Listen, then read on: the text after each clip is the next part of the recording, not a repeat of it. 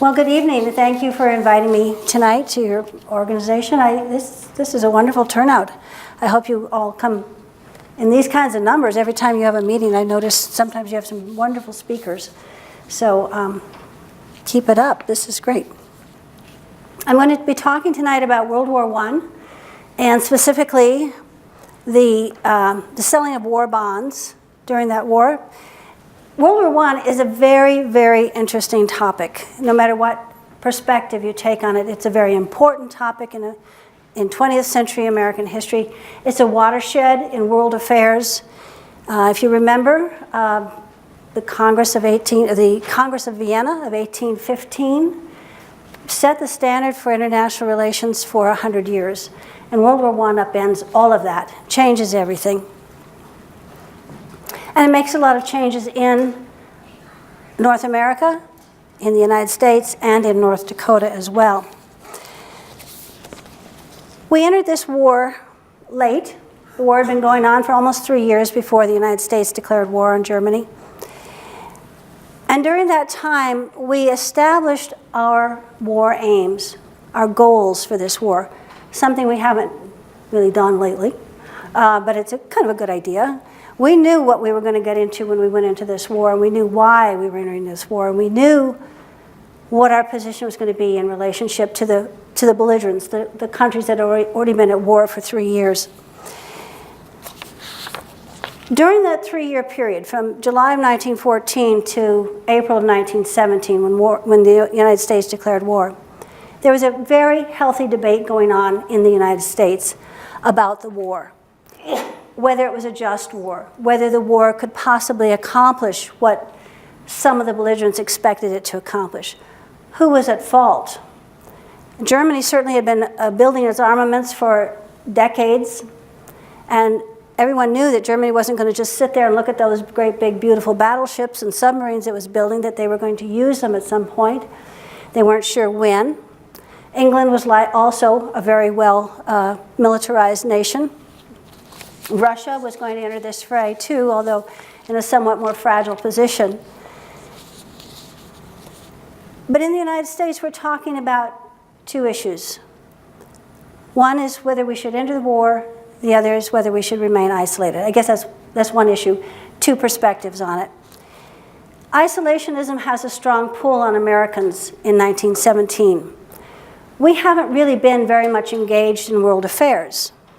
In 1898, we went to war with Spain, but it was because Spain was messing around in our bailiwick, in the Western Hemisphere, which we had claimed as our own territory since very early in the 19th century.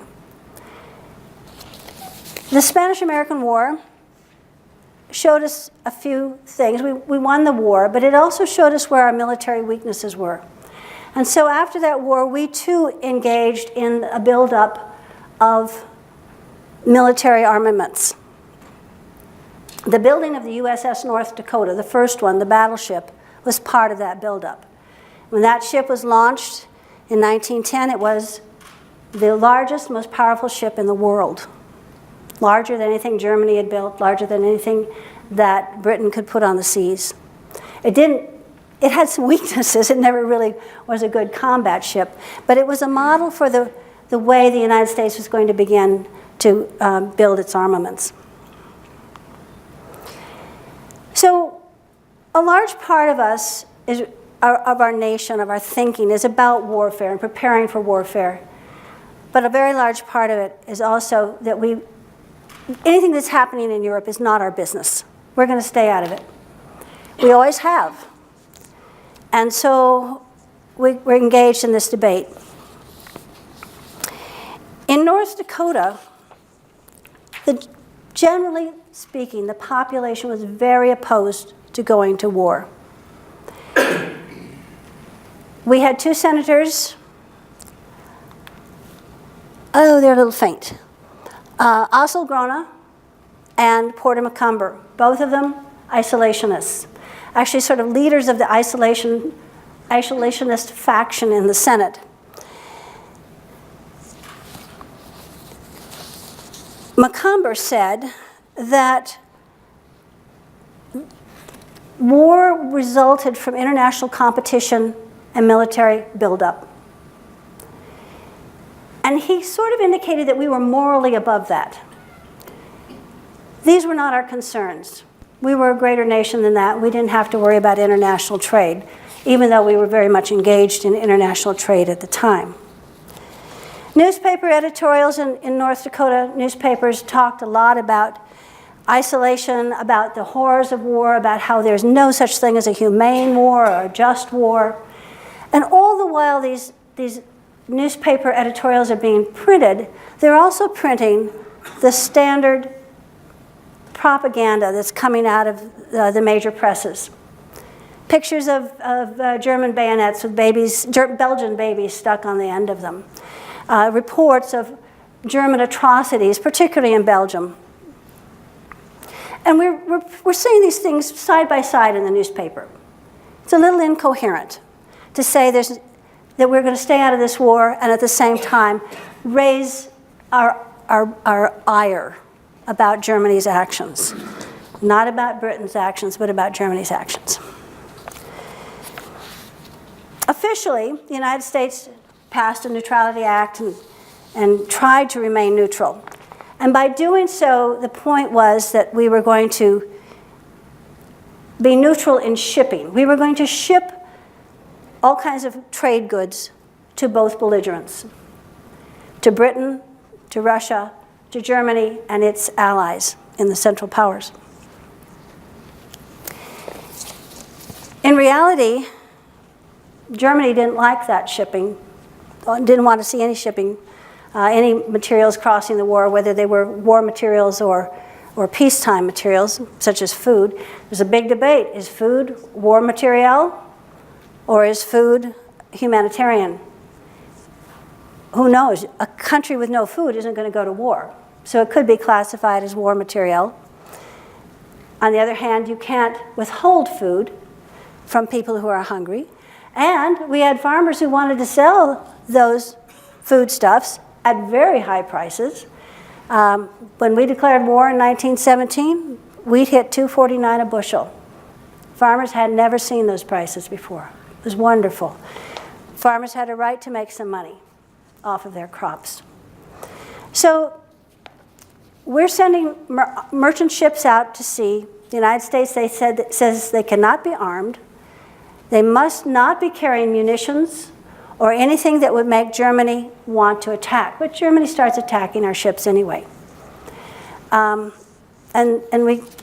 response as a nation is sort of, to put it in a very limited way, we said stop it. It wasn't very effective. By tradition and by cultural affiliation, we were very closely allied with Britain already.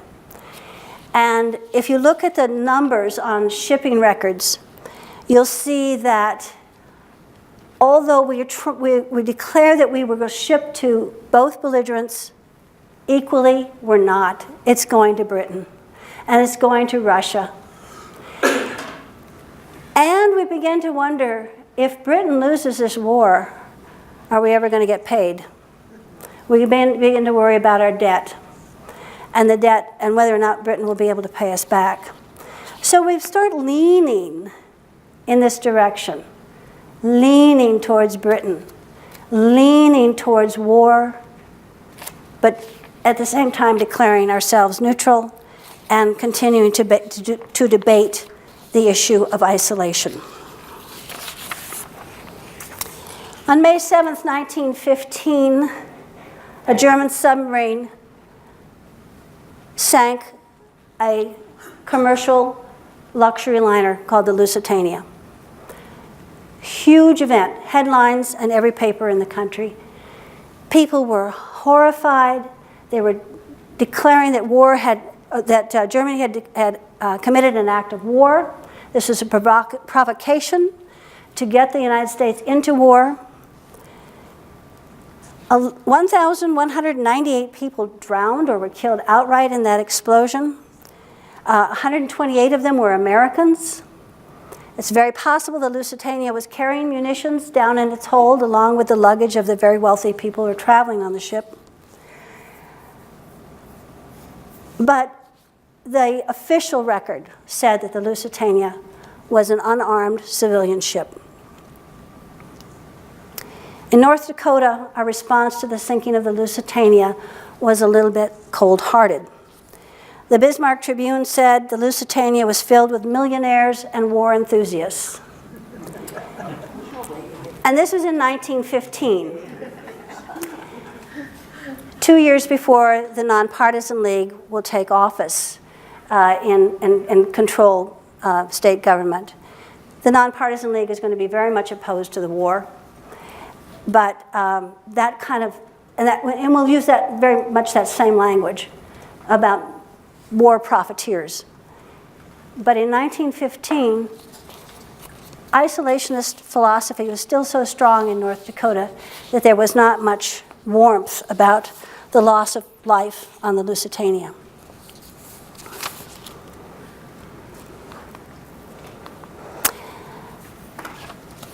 On April 5th, 1917, Congress declared war in response to President Wilson's request for a declaration of war. We used to declare wars back in those days.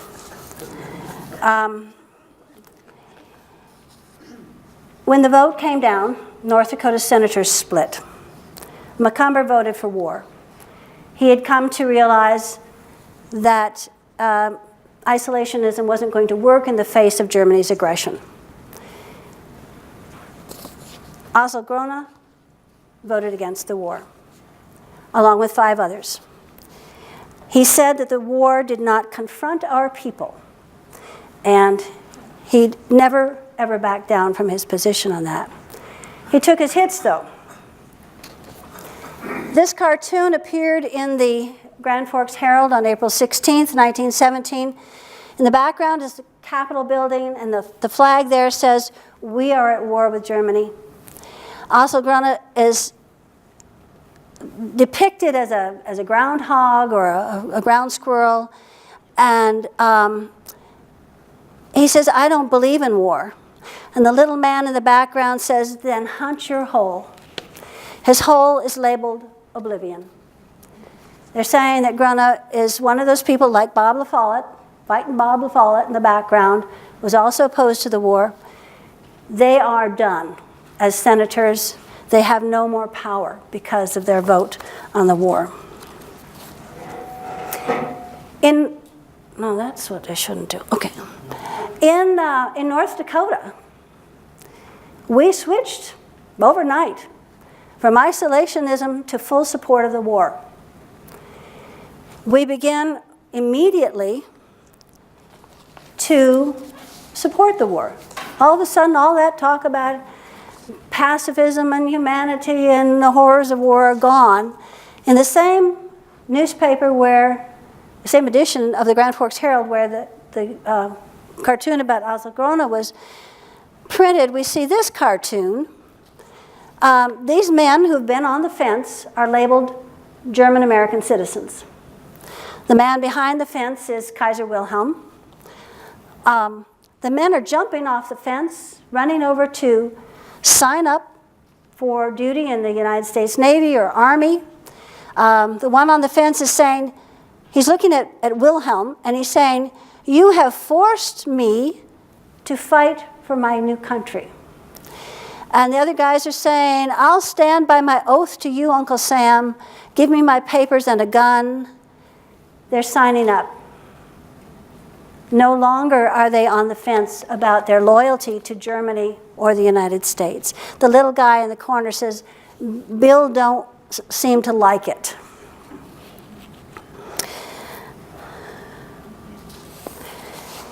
Men signed up, women signed up to take courses in nursing, joined the Red Cross Nurse Corps. There was no medical corps in the Army.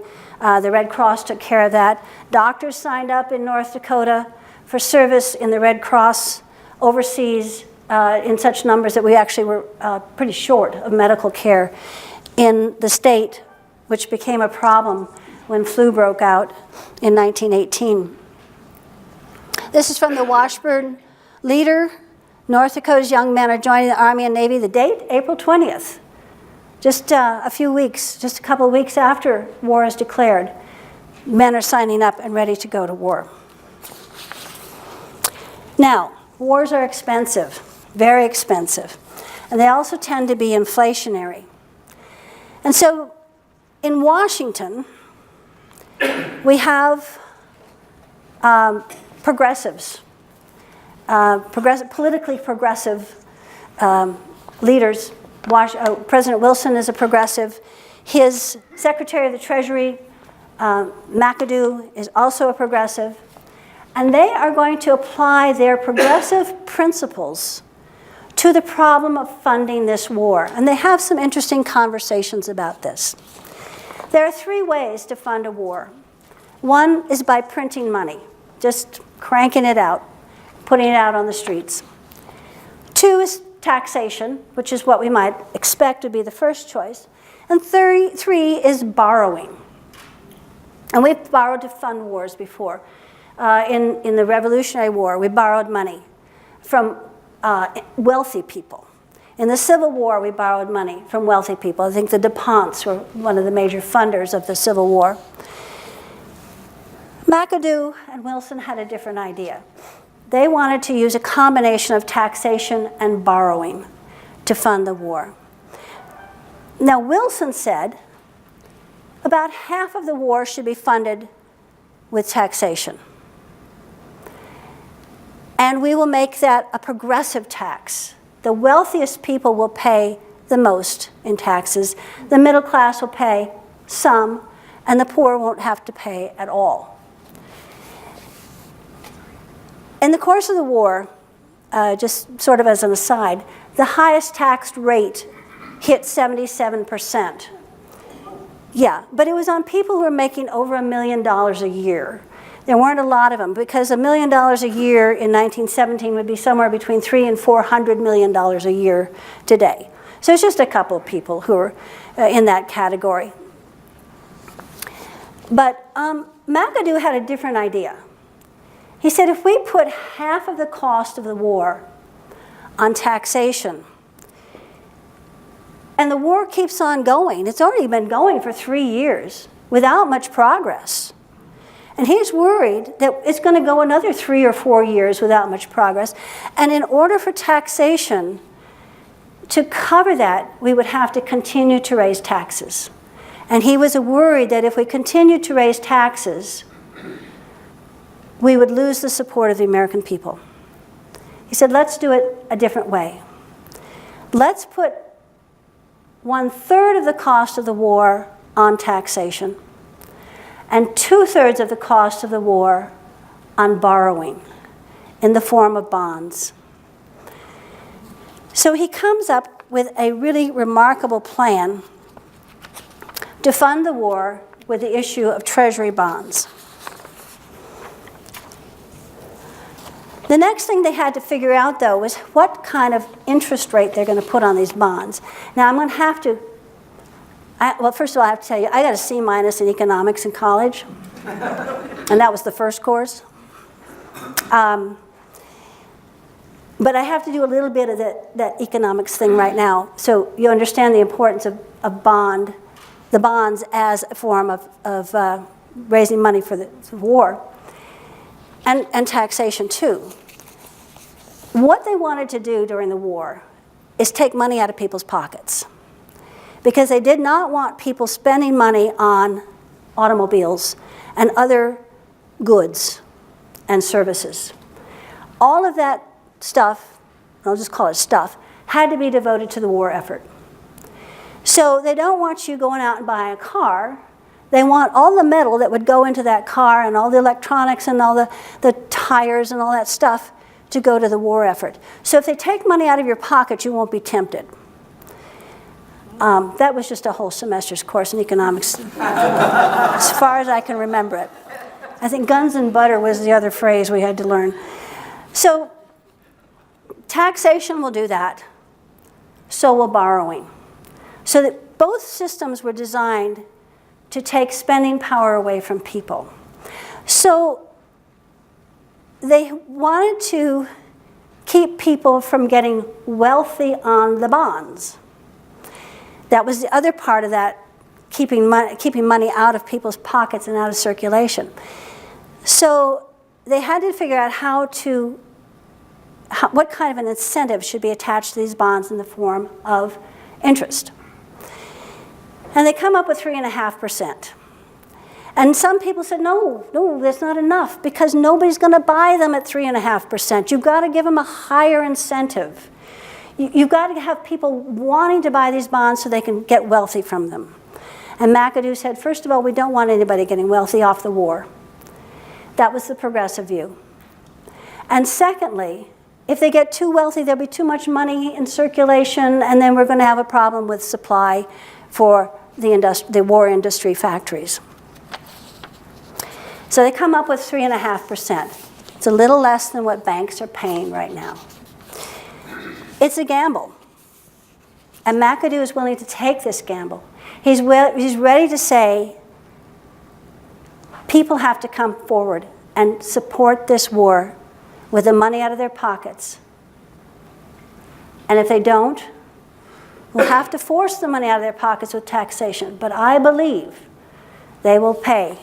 They will be happy to buy bonds.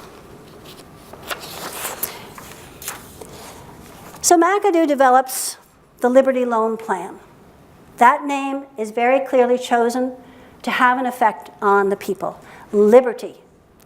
If you are going to save America from this evil that is Germany, you're going to have to buy bonds. And there were 3 principles behind this Liberty Loan program. The first was education. Very few people invested in the stock market or bought bonds in 1917. Most people didn't know what a bond was. So that the people had to be educated about bonds and how somebody would come to you and say, here's a little piece of paper. You give me $50 for that little piece of paper, and 30 years from now, you can take that little piece of paper down to a Federal Reserve member bank, which they didn't even know very much about because the Federal Reserve was only 4 years old. And when you take that piece of paper in 30 years down to the bank, they're going to give you your money back plus some interest. They had to educate people.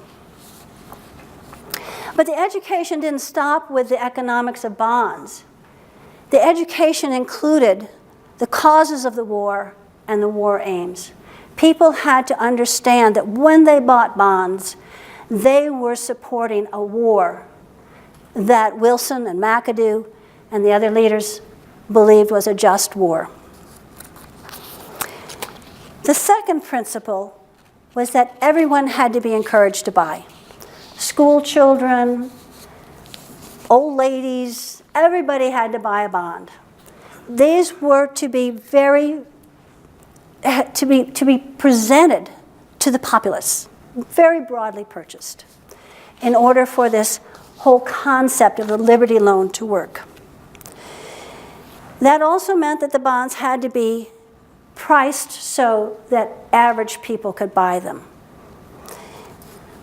The third principle was that it was to be based on volunteer efforts all across the board. No one was going to sell bonds and earn a commission on them. Anybody could walk into a Federal Reserve member bank and buy bonds. Or somebody would come to your door and offer them to you. Or you could buy them at church or school. But nobody was going to make money on the sale of these bonds. Purchasing bonds was a sign of patriotism. So if you bought bonds, you got a lapel pin that you could wear that showed people that you bought your, I'm sorry, I just broke your ears, I'll bet. So you would show people that you have bought bonds.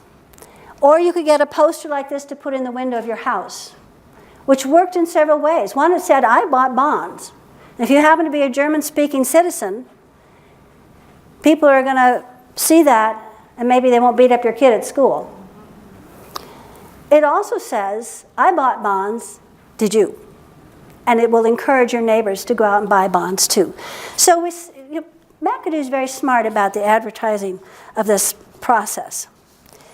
And he believes that strong bond sales, not just to millionaires like John D. Rockefeller, but to everybody, sends a very strong message overseas that says America is in this war to win it. And we will continue to buy bonds until we do win it. Just 22 days after war was declared, the first bond sales campaign began. The Treasury issued $2 billion worth of bonds at 3.5%. Now, banks were offering interest on savings accounts at about 3.75 to 4%. So this is just under that limit. They're not going to compete with the banks. They're going to send people out to sell bonds on a 30-year term. And the lowest denomination was $50. Now, $50 was a lot of money. The average factory worker in 1917 made about 35 cents an hour. He's going to have to work for several weeks before he can come up with $50 to buy a bond. But McAdoo had another plan for that. And that was, these are dollar stamps, but you could buy stamps for as little as 25 cents. And you would get, do you remember S&H green stamps? It was a lot like that. In fact, I suspect that S&H green stamp plan was based a lot on this. You buy a 25-cent stamp, and you pasted it onto a sheet of paper. And when you had so many, you could trade it in for a $5 certificate. When you had 10 $5 certificates, you could trade it in for a $50 bond. So everybody, even school children, could come up with a quarter. Even a guy working in a factory for 35 cents an hour could come up with a few quarters to buy some savings stamps. To put this amount of money in perspective, in 1917, 25 cents in 1917 had the purchasing power of $4.60 in 2015. So this is maybe a little bit beyond the children's allowance, if they had an allowance. It's still quite a bit, even for a factory worker. $50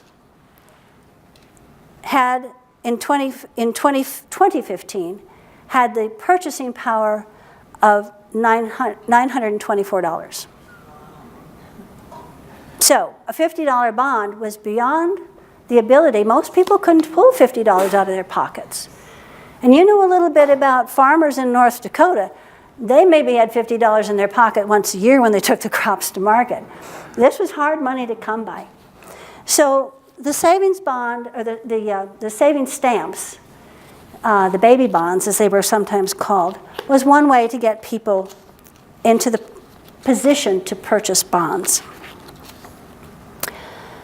The first bond drive was advertised on 11,000 billboards in the United States and on buses and streetcars in 3,200 cities. Every square inch of that space was donated. According to McAdoo's plan, a lot of this was going to be free, donated labor, donated space. The second drive, McAdoo recruited 60,000 women to hand out flyers at factories, to go to schools and churches, to speak, to hang up posters. Getting women involved was brilliant. Not very many people were interested in getting women involved in anything, but women were anxious to show their patriotism too, and this is one way they could do it. Montgomery Ward and Sears Roebuck had a direct line to rural women. They could reach rural women in a way that very few other agencies could, and they sent out 2 million flyers directly to farm women. Librarians stuck reminders about bonds into books when people checked them out. And celebrities toured the country, holding rallies, encouraging people to buy bonds. This is William S. Hart, the great cowboy actor, on your left, and Mary Pickford, along with her husband, Douglas Fairbanks, all three of them were very active in the Liberty Bond campaigns.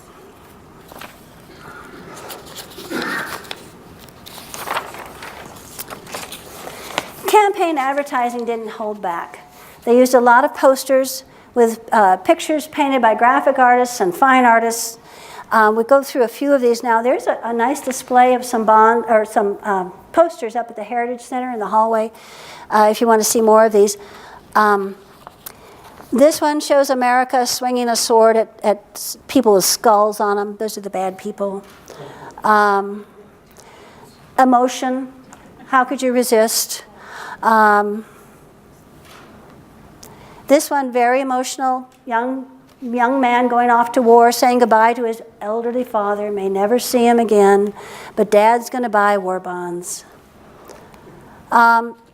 Immigrants on the ship arriving in New York Harbor.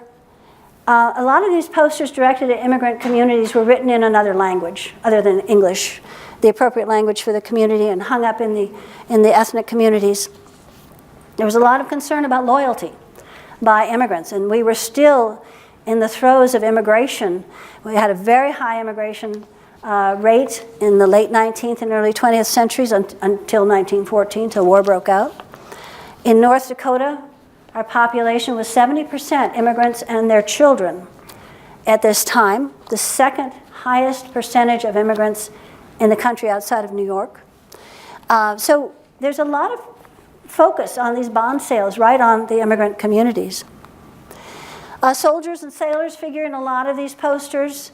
I can fight if you buy bonds. I'll be safe in war if you buy bonds. The message is very clear. If you don't buy bonds, these men will die. This poster I just found recently, it's a new one to me. Uncle Sam holding a Liberty bond in one hand and manacles in the other hand. Very, very clear message. Buy bonds or lose your liberty.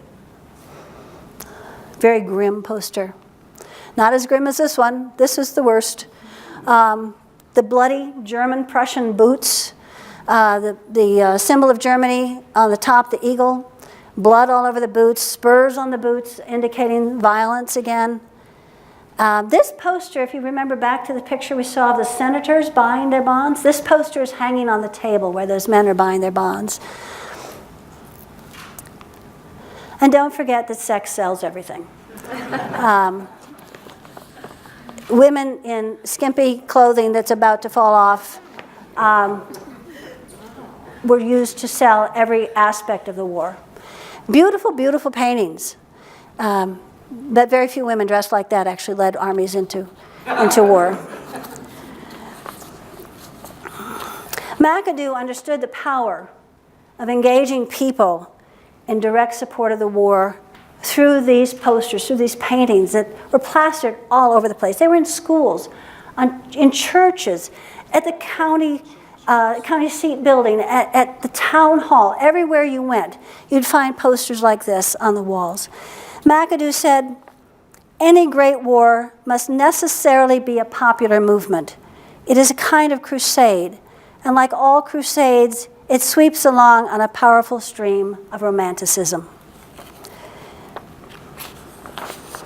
McAdoo had said that nobody was going to get wealthy off the sale of these bonds, and he holds the line on that. John D. Rockefeller, arguably the wealthiest man in the country, wanted to buy $15 million worth of bonds, and McAdoo refused. He was allowed to buy only $3 million worth of bonds. But it's okay, he had the money. But it was important to McAdoo that the cost of the war be distributed over the population, not left in the hands of a few wealthy and very powerful men. As a result, 50% of these bonds were sold at the lowest face value of $50. And another third of those bonds were sold for about $100. So he kept his word. This was going to be the people's war, funded by the people. Now, in North Dakota, former Governor Lewis B. Hanna becomes the volunteer chair of the Liberty Loan campaigns in 1917 and 18. Hanna had been governor up until 1916. He gets very involved in the war. He volunteers for the Red Cross. He goes overseas. He does important things. As Liberty Loan campaign chair, he was responsible for sending out the 4-Minute Men. The 4-Minute Men gave speeches 4 minutes long, canned material they received, or they could write their own, but 4-minute speeches. So if you went to the movies, before the movie started, you'd hear a speech from a 4-minute man. At the county fair, at church, any gathering place, you would hear a speech from one of the 4-minute men. Bonds were also sold door to door. I have read somewhere, and not been able to confirm it, that in one county, I think somewhere to the east, some men were going door to door selling bonds. And there was the old bachelor farmer that was so poor, they hated to even knock on his door, but they thought eventually they should give him a chance to buy a bond too. So they knocked on his door and said, "We're selling war bonds." He said, "Okay, good, just a minute." And he went in the house and he came out with $50,000 and bought a lot of bonds.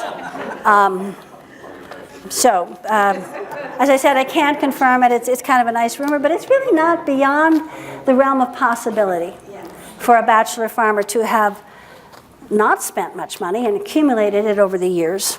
So, possible. Liberty loans were sent to the states on a quota. The first Liberty Loan campaign set a quota of 3.5% of the state's total bank assets. In North Dakota, that was $2,867,700, just under $3 million. We very easily met our first goal. The second Liberty Loan campaign, beginning in 6 months later, in October of 1917, raised more than $9.3 million, which was half again as much as we were asked to buy. The third campaign began in April 1918. North Dakotans bought twice their quota in bonds. At the conclusion of the fourth campaign, North Dakotans had bought $65.5 million worth of bonds, almost $13 million over the quota for the 4 campaigns in 2 years. And the bonds sold in every community. As you know, we have a strong German ethnic population in North Dakota. There was some concern about the loyalty of these communities. Bonds were selling in every community, though. German Standing Rock, $100,000 worth of bonds were sold at Standing Rock. One story, again, it's hard to confirm some of the details of these, but Max Wishick was arrested and charged under the Espionage Act. He was born to German immigrant parents in Pennsylvania, came to North Dakota in the 1880s, where he became a land developer and a banker down in McIntosh County. And I guess someone like that along the way accumulates a few enemies, and some of these enemies got together and made up some charges about him violating the Espionage Act. He was tried in a federal court under Judge Charles Amadon, and he was acquitted, not because he hadn't committed any espionage, but also during the course of this 3-week trial, it came out that he had bought, and again, this is rumor, I'm not sure, $100,000 worth of bonds. He certainly had the capability of spending that much on bonds. It also turned out that the amount of bonds he had bought was worth more than the total number of bonds his accusers had bought themselves. So it was important. He was a good American. He was a patriotic American. I'm not going to impugn his patriotism at all. But it's also important in the German American community that they be seen as visually patriotic. They have bought their bonds. They have contributed to the war. It must have been a very difficult time. I know it was. My own grandmother was a child of German parents, and they had hard times in their family too because of the German accent and the German affiliation. By the end of the war, across the United States, 20 million people had bought bonds. And this was in a nation of 24 million households. So that's a huge percentage of the people were buying bonds. Most of these bonds were bought by individuals. About 68% of urban wage earners, factory workers, bought bonds. Again, a very high percentage for people who are not making very much money. The bond sales raised $17 billion. In terms of the percentage of the gross domestic product, that would be worth $6.3 trillion today. A huge amount of money. Taxes raised for the war amounted to $8.8 billion. McAdoo's formula worked. I'll do the math for you. 17 billion is about twice 8.8 billion. So it worked out. 1/3 taxes, 2/3 borrowing. After the war, McAdoo's assistant Russell Leffingwell described the loan campaigns as the most magnificent economic achievement of any people. The actual achievement of 100 million united people inspired by the finest and purest patriotism. North Dakota's contribution was small in relation to national numbers. We had a very small population, about 600,000 people. But we sold bonds that amounted to about $109 per person. Not per family or per household, but per person. So for every man, woman, and child, $109, which is about, in purchasing power, about $2,020 per person in 2015 dollars. It's a lot of money, a huge contribution. So, why is this important? I'm a history teacher. You have to know why this is important. And yes, it will be on the quiz. The war was funded with caution. Caution about wearing out the people's interest in the war. Caution about inflation. McAdoo's plan was designed to take all of those things into account. He made sure that the funding of the war was directly related to war aims, and that nobody ever forgot that. That was part of the education campaign, part of what the 4-Minute Men were talking about.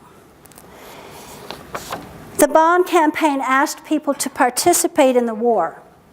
You couldn't sit at home, maybe give up some wheat or some meat, and be content that you'd done your part. The important thing was to pull that money out of your pocket and go out and buy a bond, even if it was at 25 cents for a savings stamp. McAdoo gambled on participation, but the people were already engaged in a war debate. We've been engaged in discussion of the war for 3 years before we entered the war. And when we entered the war, we were mentally prepared to do what we had to do to win. This plan was a strong foundation from which the nation made its commitment to the war. And, in my opinion, not a bad model for war funding. Thank you.